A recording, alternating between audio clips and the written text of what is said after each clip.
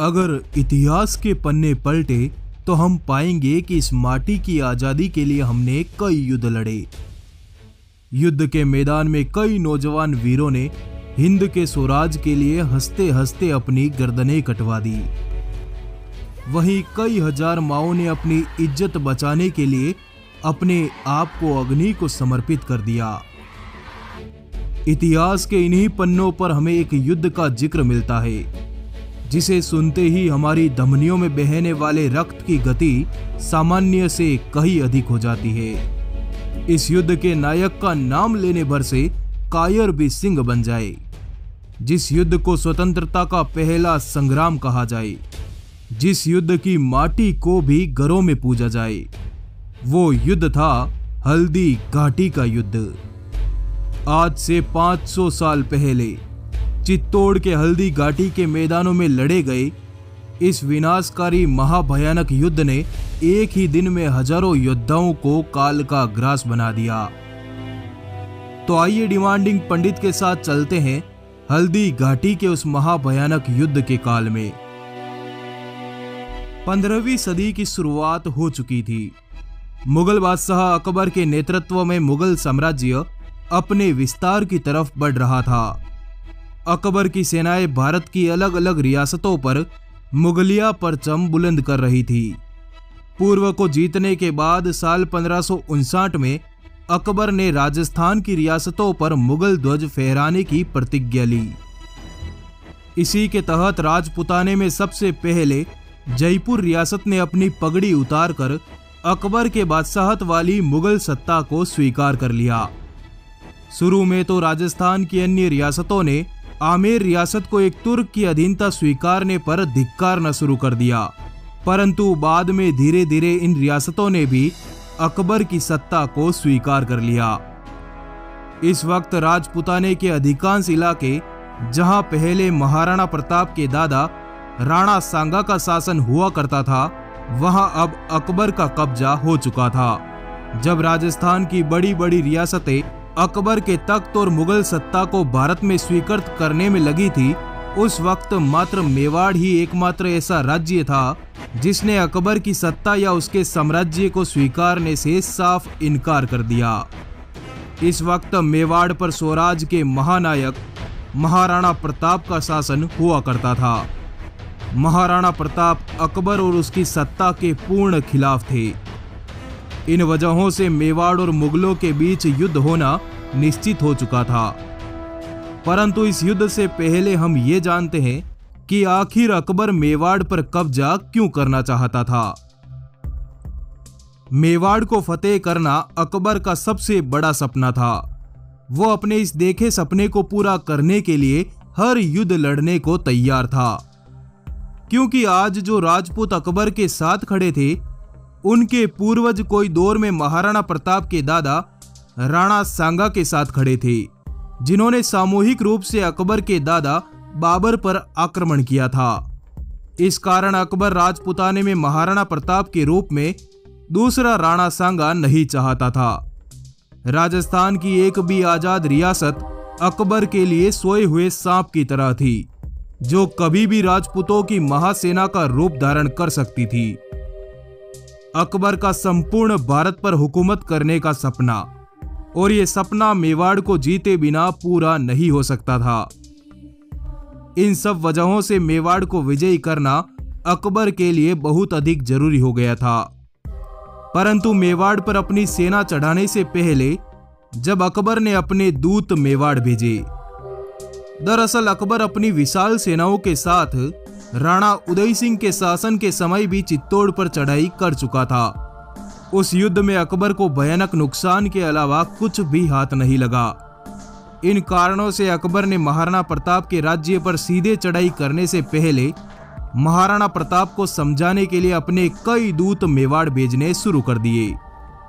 सबसे पहले मुगलों के एक चतुर दरबारी जलाल खान कोरची को महाराणा प्रताप के पास मेवाड़ भेजा गया, परंतु अकबर की अधीनता वाली बात सुनकर महाराणा ने जलाल को वापस रवाना कर दिया।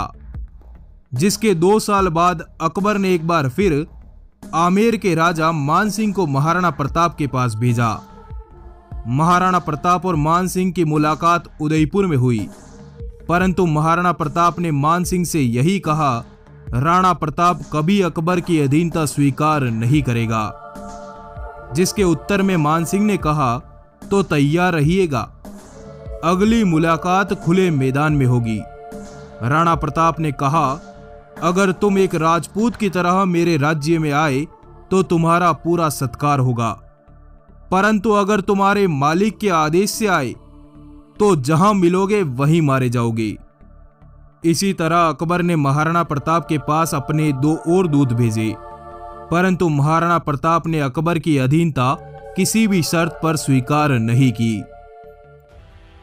जब अकबर स्वयं अजमेर आ धमका, महाराणा प्रताप द्वारा अधीनता न स्वीकारने पर साल 1576 में अकबर अपने सभी वजीरों और एक विशाल सेना के साथ अजमेर आ धमका। यहां मानसिंह को 80,000 की सेना के साथ मेवाड़ पर चढ़ाई करने के लिए चुना गया। 3 अप्रैल सन 1576 को मानसिंह अपने विशाल लश्कर के साथ मेवाड़ विजय के लिए निकल पड़ा। 2 महीने के लंबे सफर के बाद मानसिंह मांडलगढ़ होते हुए खमनोर नामक गांव में पहुंचा। इधर महाराणा प्रताप को मानसिंह के आने के समाचार मिलते ही उन्होंने अपनी सेनाओं को संगठित करने के आदेश दिए। महाराणा प्रताप का संपूर्ण बचपन भीलों के साथ बीता था। इस कारण भील सरदार भीलू राणा अपने समस्त भील योद्धाओं के साथ महाराणा प्रताप के साथ थे। ग्वालियर के राजा राम शाह अपने समस्त पुत्रों के साथ तथा जालोर के सोनगरा चौहान अपनी सेनाओं के साथ महाराणा प्रताप की सेना में शामिल हो गए। इनके साथ मेवाड़ के समस्त ठिकानों के सरदार सामंत और हजारों योद्धा महाराणा प्रताप के समक्ष उपस्थित हुए। इस वक्त महाराणा प्रताप की आंखों में सिर्फ स्वाभिमान चमक रहा था। उन्होंने अपनी सेनाओं से कहा कि रघुकुल मान सदैव ऊंचा रहेगा। मेवाड़ की छाती पर लहराता मुगल ध्वज मेरा कलेजा चीर देता है। बहुत जल्द हवाओं का रुख बदलेगा। मेवाड़ पर केसरिया ध्वज पूरी शान से लहराएगा। मेवाड़ का भविष्य जरूर चमकेगा। मैं शपथ लेता हूं, जब तक मेवाड़ को पूर्ण स्वतंत्र नहीं करवा लेता तब तक मैं शांत नहीं बैठूंगा। राजमहलों में नहीं रहूंगा, पलंग पर नहीं सोऊंगा, सोने चांदी के बर्तनों में भोजन नहीं करूंगा। मेरे वीरों, स्वाभिमान की दहाड़ से हमारा टकराव विशाल फौज से होने जा रहा है। तैयार हो जाइए। इन्हीं ललकारों के साथ महाराणा प्रताप अपनी समस्त सेना के संग उदयपुर से रवाना हुए। आगे जैसे जैसे महाराणा प्रताप की सेना आगे बढ़ी, उनसे रास्ते में कई जातियों के सैनिक जुड़ते गए। अफगान के योद्धा हकीम खान सूरी भी अपनी अफगान सेना की टुकड़ी के साथ महाराणा प्रताप की सेना में आ मिले थे।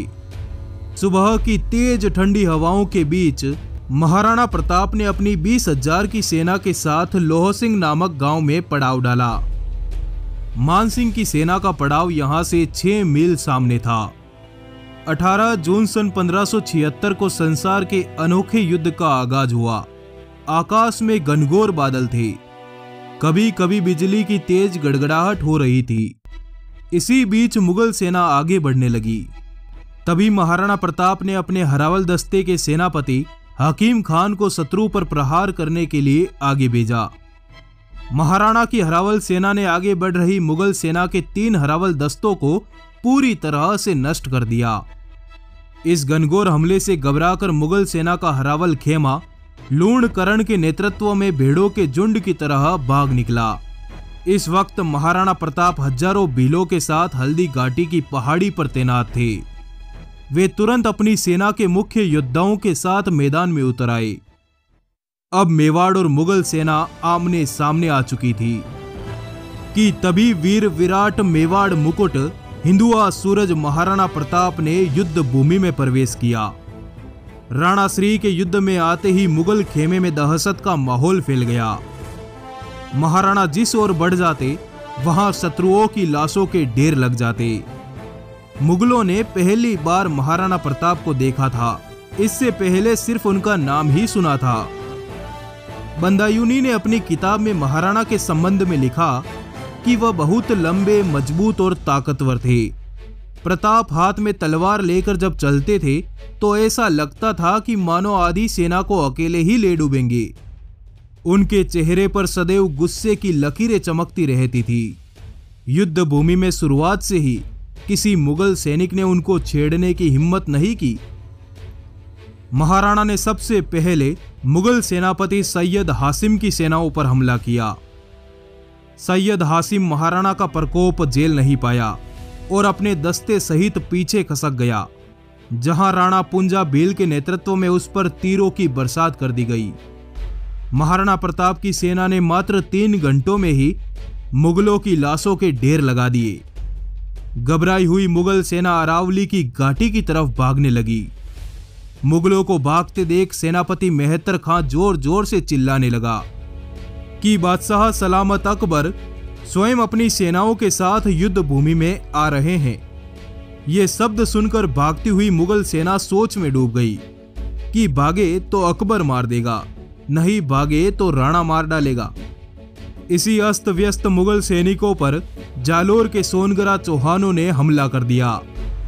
इधर महाराणा प्रताप अब मान सिंह को युद्ध भूमि में ढूंढने निकल पड़े, जिसने कहा था कि अगली मुलाकात युद्ध भूमि में होगी। तभी महाराणा हुकुम ने देखा कि मान सिंह मुगल सेना के केंद्र भाग में हाथी पर बैठा था। महाराणा प्रताप मान सिंह के अंगरक्षकों की टोली को चीरते हुए मान सिंह तक पहुंच गए। उन्होंने चेतक के अगले पैरों को मान सिंह के हाथी के मस्तक पर टिका दिए और मान सिंह पर अपने भाले से ऐसा करारा वार किया कि मान सिंह अपने हाथी पर लगे होज में दुबक कर बैठ गया, परंतु उसके हाथी का महावत मारा गया। इस समय तक महाराणा प्रताप के पैर में एक गोली लगी हुई थी। उनके शरीर पर असंख्य घाव थे। पूरा शरीर खून से लथपथ हो चुका था।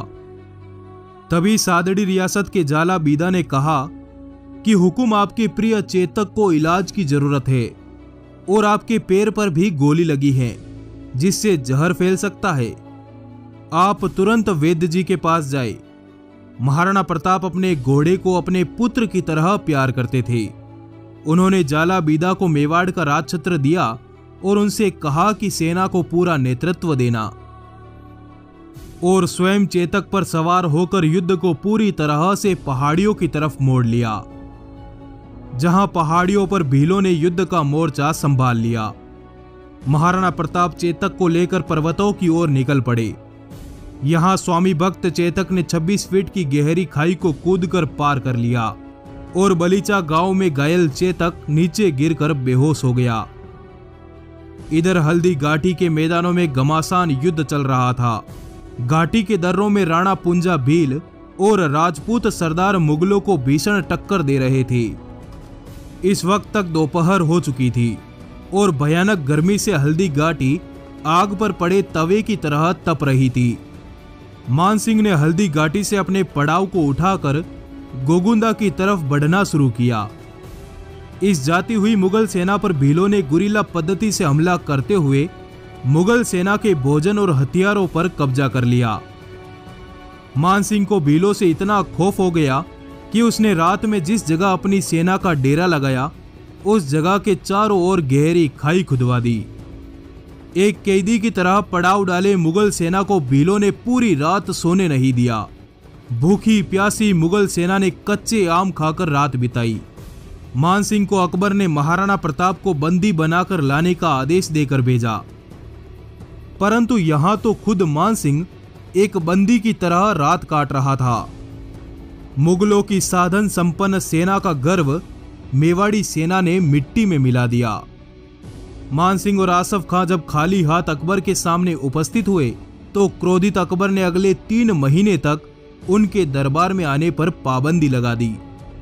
उनके वेतन और सभी सुविधाओं को तुरंत रोक दिया गया। उनकी संपत्ति को जब्त कर उनके घोड़ों से शाही दाग हटवा दिए गए। हल्दी घाटी के संग्राम के बाद महाराणा प्रताप अपनी सेना के साथ कुंभलगढ़ आ गए। इस युद्ध में जाला मान सहित तोमर राजवंश की 3 पीढ़ियों ने एक साथ एक ही समय और एक ही स्थान पर वीरगति पाई। हकीम खान सूरी की गर्दन कटने के बावजूद वे लड़ते रहे। तो दोस्तों, कुछ इस तरह आजादी के पहले संग्राम का अंत हुआ। राणा की तलवार ने हल्दी घाटी युद्ध में रक्त की नदियां बहा दी, सिर्फ अपनी मातृभूमि की आजादी के लिए, अपने पुरखों के स्वाभिमान के लिए। आपका बहुत बहुत आभार। अगर आप दिवेर के युद्ध का इतिहास जानना चाहते हैं तो कमेंट बॉक्स में जरूर लिखिए। धन्यवाद। जुड़े रहिए।